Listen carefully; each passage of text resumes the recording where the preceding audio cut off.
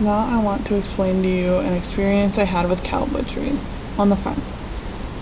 My parents planned to go, and I wanted to join in, and I wanted to see what was going on with the cow butchery.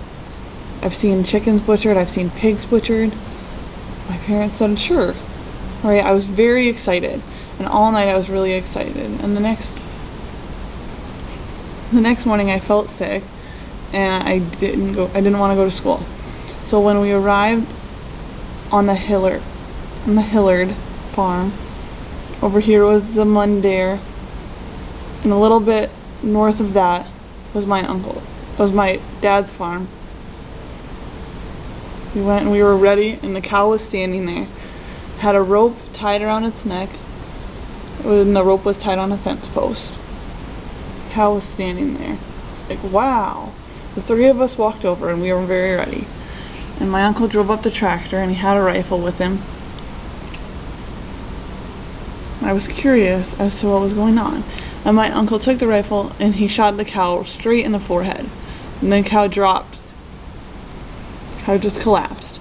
So I walked over, and my uncle said, "Get back." And I was wondering why he told me to get back. But then he explained to me that if the cow kicked me, I could go flying. And then the cow fell over. We went over with a chain, and my uncle tied the chain around the cow. Right around the cow's legs.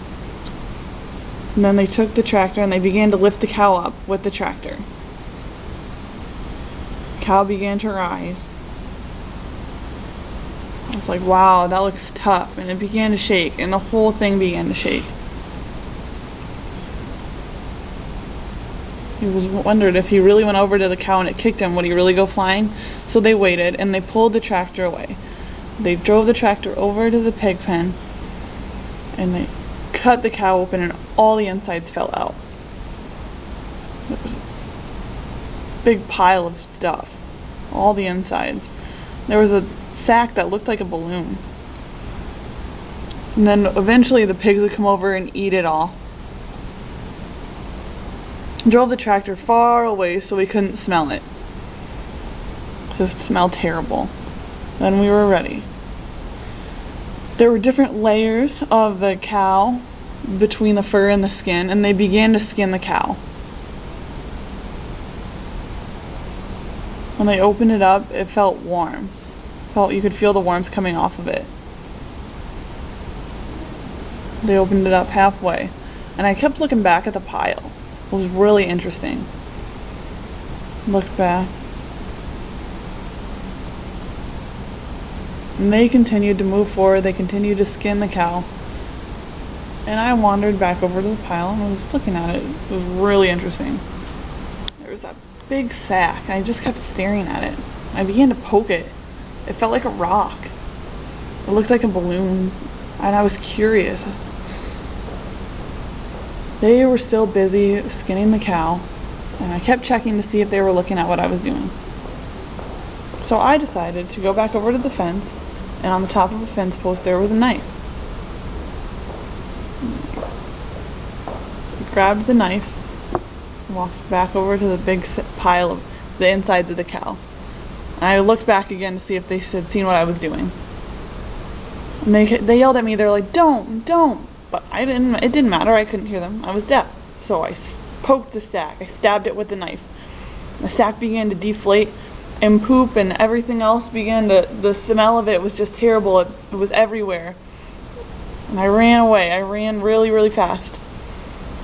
And the sack began to deflate, and the smell and the insides of the sack were just going everywhere.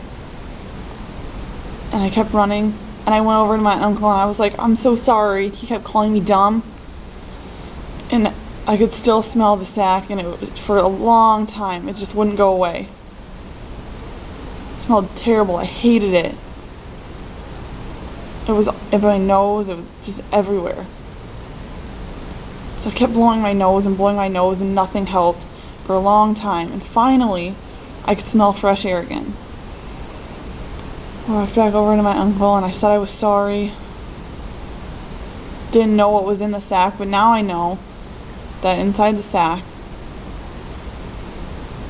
there's a lot of different stuff. Inside the cow's stomach there's a lot of different stuff. The sack It was huge. It was now with I know with cow butchery, with the cow. When I look back, it was funny. It was a funny experience, but I learned my lesson.